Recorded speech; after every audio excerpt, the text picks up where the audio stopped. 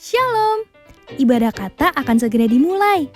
Sebelum mulai, yuk adik-adik, kita jangan lupa untuk siapkan Alkitabmu. Shh, ngobrolnya nanti lagi ya. Siapkan hati, diri, dan pikiranmu. Dan undang Roh Kudus untuk masuk ke dalam hatimu. Jadi, udah siap? Yuk kita mulai!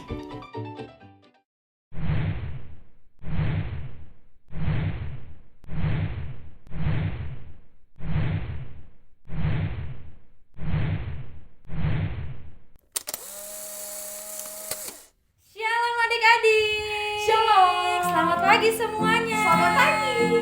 Ketemu lagi dengan kakak-kakak di sini dan tiba saatnya kita untuk memuji Tuhan. Yuk bangkit berdiri, kita nyanyikan Bila Roh Allah ada di dalamku, ku kan menari.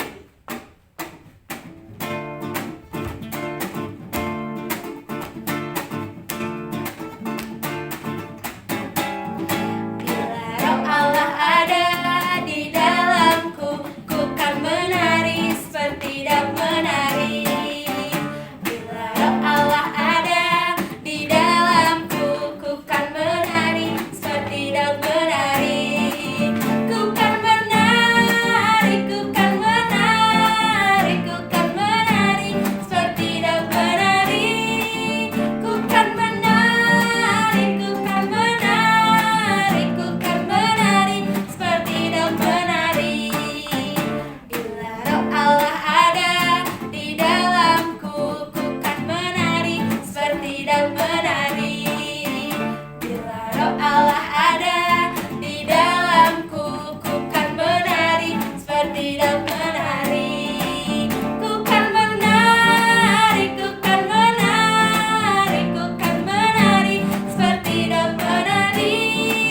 Ku kan menari, ku kan menari, ku kan menari seperti daun menari. Ku kan menari, ku kan menari, ku kan menari, ku kan menari seperti daun menari. Ku kan menari, ku kan menari, ku kan menari seperti daun menari. Ku kan menari seperti daun menari. Ku kan menari seperti daun menari. Silakan duduk. Yuk, kita akan memulai kebaktian online pada hari ini. Mari kita undang Allah Roh Kudus agar hadir dalam setiap hati kita.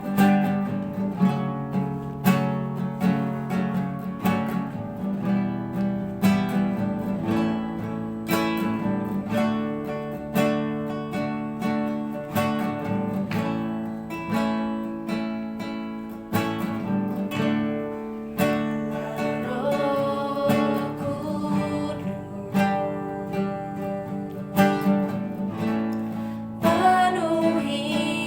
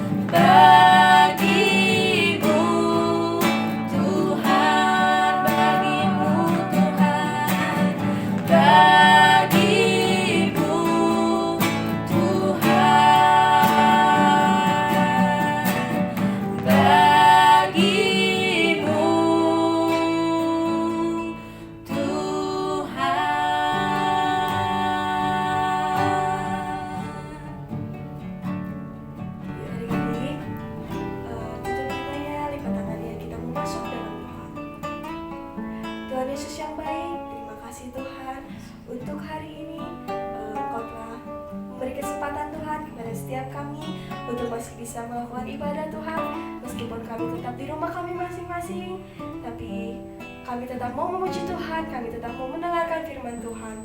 Biarlah Roh Kudus Tuhan yang hadir di tengah-tengah kami, hadir di setiap hati kami. Sebentar kami akan memulai ibadah kami, biarlah Tuhan yang pimpin dari awal pertengahan sampai pada akhirnya. Biarlah hanya di dalam nama Tuhan Yesus Kristus kami sudah berdoa dan mengucap syukur. Haleluya. Amin. Adik-adik tetap bangkit berdiri ya, karena kita masih mau lanjut untuk memuji Tuhan. Mumpung masih pagi, yuk kita sama-sama inget-inget apa sih 9 unsur dari buah roh sambil dinyanyiin ya.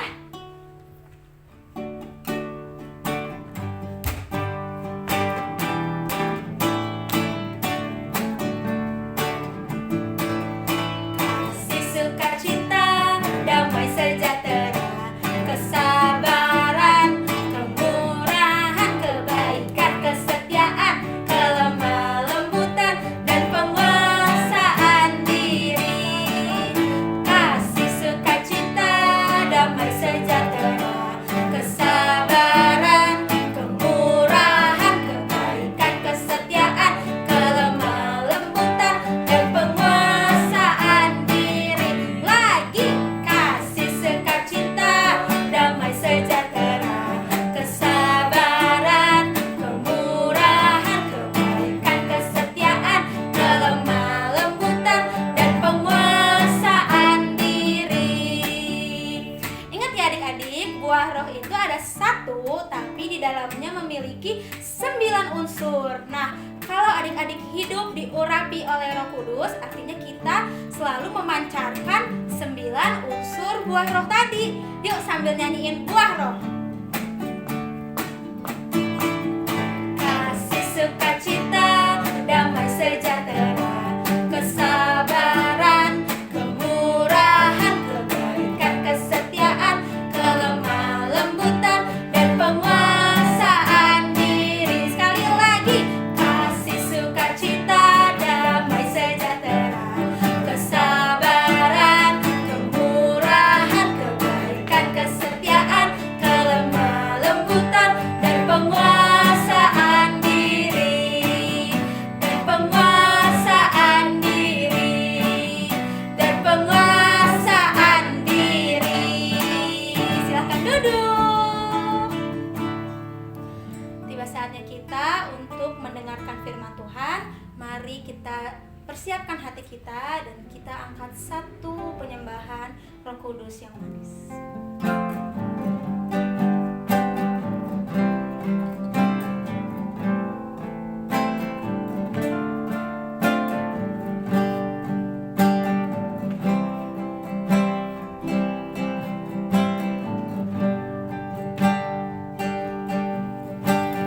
Ku buka hatiku untuk firman-Mu.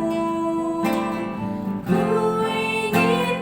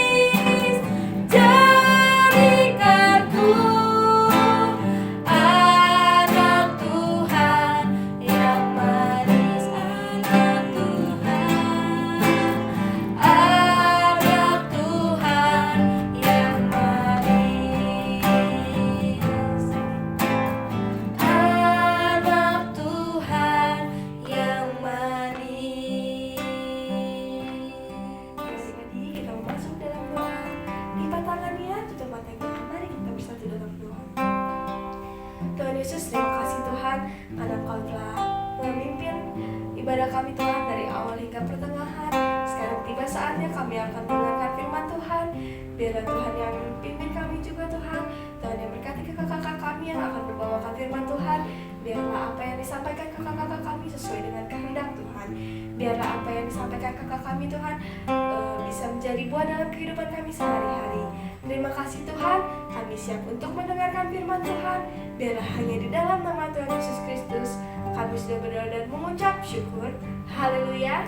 Amin. Silakan duduk.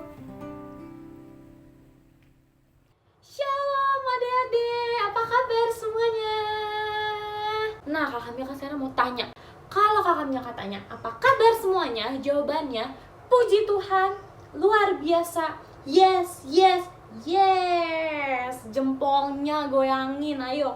Jempolnya jangan dipakai untuk nge-game doang, dipakai untuk HP-an aja. Tapi kita juga harus pakai apapun termasuk jempol kita ini untuk bersuka cita, oke?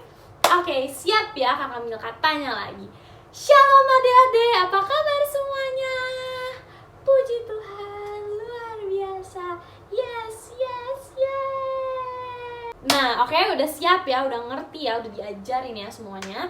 Nah, yuk kita terakhir kali tapi lebih dan paling semangat, oke? Siap? Shalom semuanya, apa kabar? Puji Tuhan, luar biasa. Yes, yes, yes. Tepuk tangan dulu dong untuk Tuhan. Udah semangat ya, kita udah bersuka cita, kita mau mengucap syukur karena kita boleh bertemu lagi adik-adik di hari Minggu yang penuh berkat ini. Sekarang tiba saatnya kita untuk mendengarkan firman Tuhan. Oke, nah adik-adik, kalau kita mau mendengarkan firman Tuhan itu berarti sumbernya dari mana coba? Dari Alkitab. Pinter. Nah, coba Kakak Milka kayaknya masih yakin nih. Belum ada yang semuanya pegang Alkitabnya. Ini masih yang ada di kamarnya atau di kamar mami dedinya. Coba Kakak Milka hitung ya, 1 sampai 5. Semuanya udah harus pegang Alkitab dan pegang pulpennya untuk sama-sama kita tandain. Oke? Siap? 1. Lari. 2. 3. 4. Semuanya pada mama mana Alkitab aku, ayo. 4,5. 5. Puji Tuhan, kita kasih tepuk tangan dulu dong buat Tuhan Yesus. Oke, yuk adik-adik, hari ini Kakak Milka mau menceritakan tentang satu sahabat Kakak Milka dan sahabat adik-adik juga. Dia ini dipakai oleh Tuhan luar biasa banget dan kita mau sama-sama belajar dari satu tokoh ini, satu tokoh di Perjanjian Baru. Yuk kita sama-sama buka ya di Kisah Para Rasul 8 ayat 4 sampai 25. Udah buka? Oke. Siapin pulpennya biar kita bisa tanda-tandain, jangan gambar-gambar Spiderman ya. Awas loh. Filipus di Samaria. Ya, benar. Tokoh ini namanya Filipus. Filipus ini adalah salah satu murid Tuhan yang dipakai Tuhan juga, salah satu murid Tuhan yang dipakai Tuhan secara luar biasa. Nah, gimana sih ceritanya Kakak Milka? Aku penasaran banget. Yuk kita sama-sama baca. Filipus di Samaria. Mereka yang tersebar itu menjelajah seluruh negeri itu sambil memberitakan Injil. Dan Filipus pergi ke suatu kota di Samaria dan memberitakan Mesias kepada orang-orang di situ.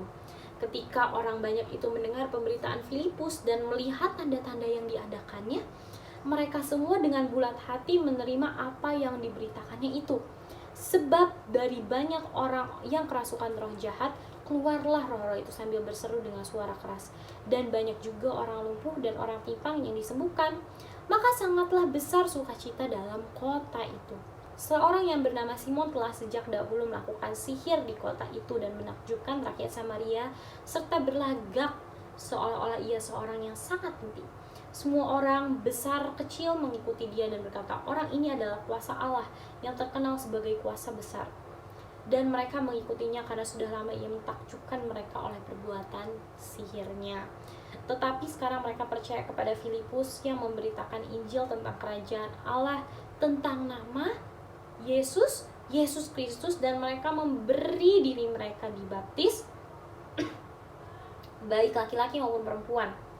Simon sendiri juga menjadi percaya dan sesudah dibaptis ia senantiasa bersama-sama dengan Filipus dan takjub ketika ia melihat tanda-tanda dan mujizat-mujizat besar yang terjadi. Ketika rasul-rasul di Yerusalem mendengar bahwa tanah Samaria telah menerima firman Allah, mereka mengutus Petrus dan Yohanes ke situ. Setibanya di situ, kedua rasul itu berdoa supaya orang-orang Samaria itu beroleh Roh Kudus. Coba kita tandain dulu Roh Kudus. Ya, Roh Kudus. Sebab Roh Kudus pada saat itu ya belum turun di atas seorang pun di antara mereka, karena mereka hanya dibaptis dalam nama Tuhan Yesus. Kemudian keduanya menumpahkan tangan di atas mereka, lalu mereka menerima Roh Kudus. Ketika Simon melihat bahwa pemberian Roh Kudus terjadi oleh karena rasul-rasul itu menumpahkan tangannya, ia menawarkan uang kepada mereka. Ayat 19, serta berkata, "Berikanlah juga kepadaku kuasa itu, supaya jika aku menumpahkan tanganku di atas seseorang, ia boleh menerima Roh Kudus." Ayat 20, tetapi Petrus berkata kepadanya, "Binasalah kiranya uangmu itu bersama dengan engkau, karena engkau menyangka bahwa engkau dapat membeli karunia Allah dengan uang. Tidak ada bagian atau hakmu dalam perkara ini, sebab hatimu tidak lurus di hadapan Allah. Jadi bertobatlah dari kejahatanmu ini, dan berdoalah kepada Tuhan supaya Ia mengampuni niat hatimu ini. Sebab kulihat bahwa hatimu telah seperti empedu yang pahit dan terjerat dalam kejahatan." Jawab Simon, "Hendaklah kamu berdoa untuk aku kepada Tuhan, supaya kepadaku jangan kiranya terjadi segala apa yang telah kamu katakan itu."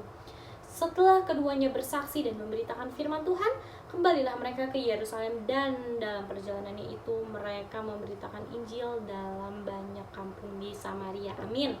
Nah, adik-adik, dari cerita ini nih, Filipus di Samaria ini, kita kan udah tahu ya bahwa waktu itu tuh ketika Tuhan Yesus naik ke surga, para rasul itu tersebar untuk memberitakan apa? Injil. Sama nih seperti Filipus.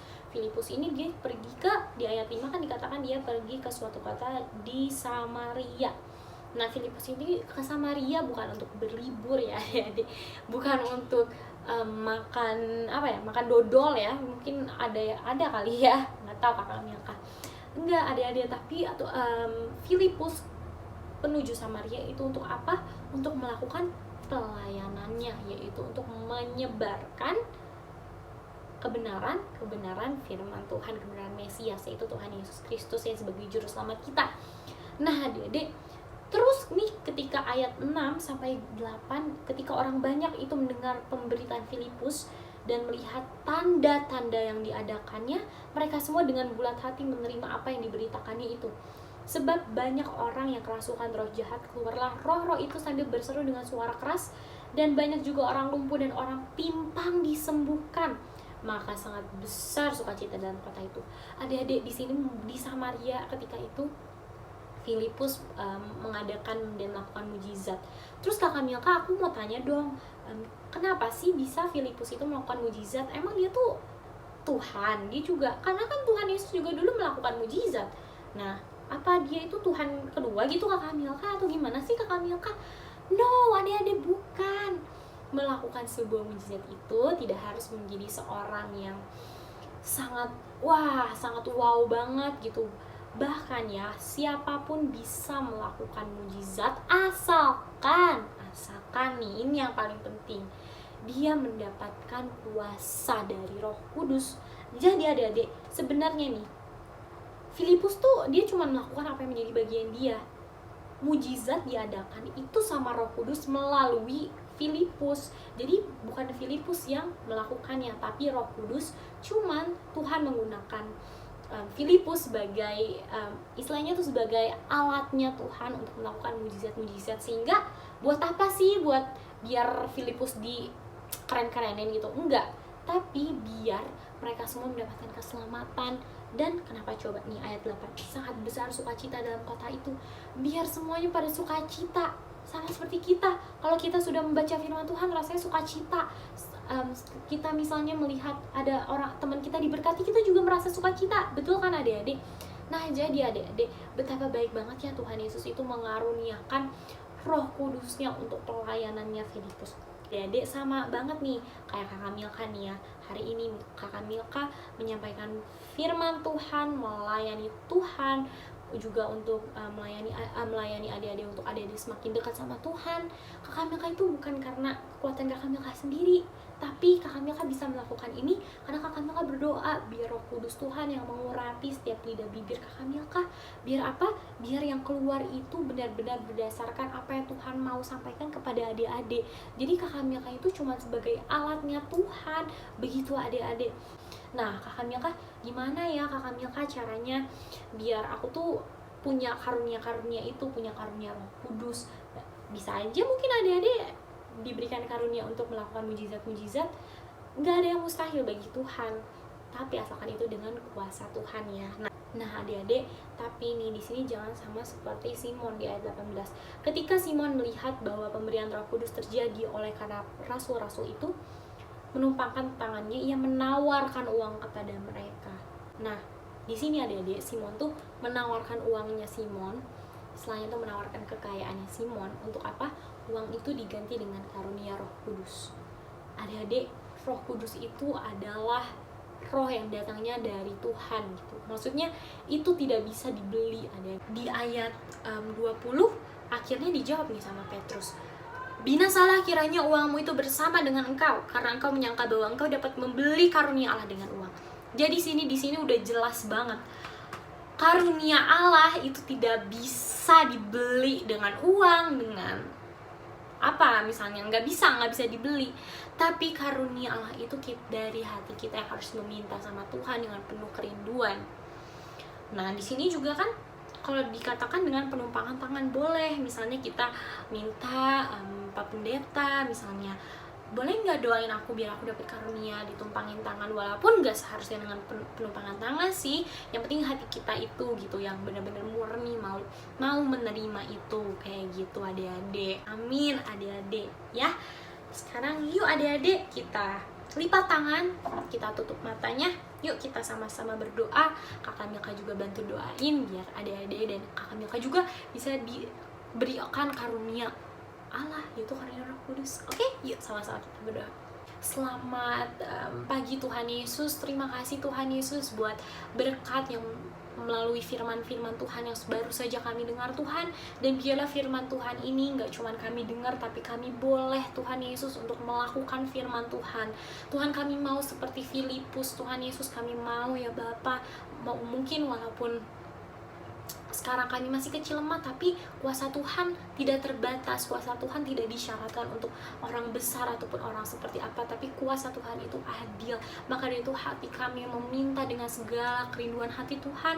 Aku juga berdoa Tuhan Yesus, biarlah anak-anak-Mu ini Tuhan Yesus, boleh Tuhan Yesus semakin hari semakin berkati. Tuhan karuniai dengan Roh Kudus-Mu ya Bapa yang mengalir di dalam kehidupan mereka Tuhan Yesus, agar kehidupan mereka selalu dijauhkan ya Bapa dari kebinasaan Tuhan.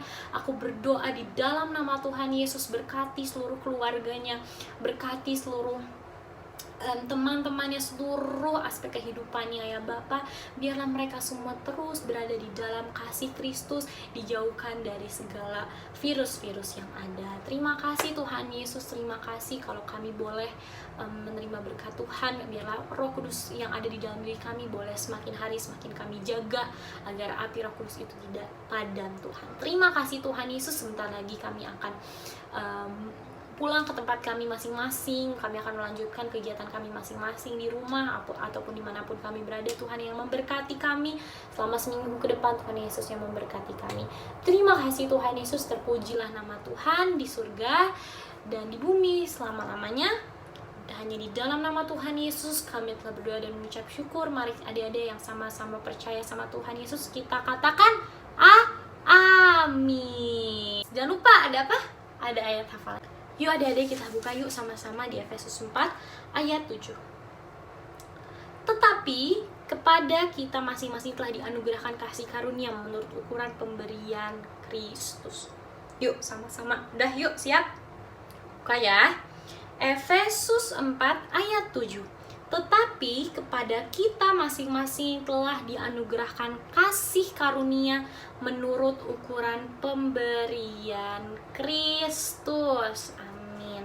Tuh adik-adik, jadi benar ya kata kakak Milka tadi, kita tuh punya karunia kita masing-masing dan kita dari kecil nih, mumpung ada masih kecil, berdoa gitu, Tuhan apa sih karunia yang Tuhan beri buat aku dengan kesungguhan hati, kayak gitu ya adik-adik. Kalau gitu sekian dari kakak Milka. Selamat hari Minggu, Tuhan Yesus memberkati. Tuhan Yesus mengasihi kalian.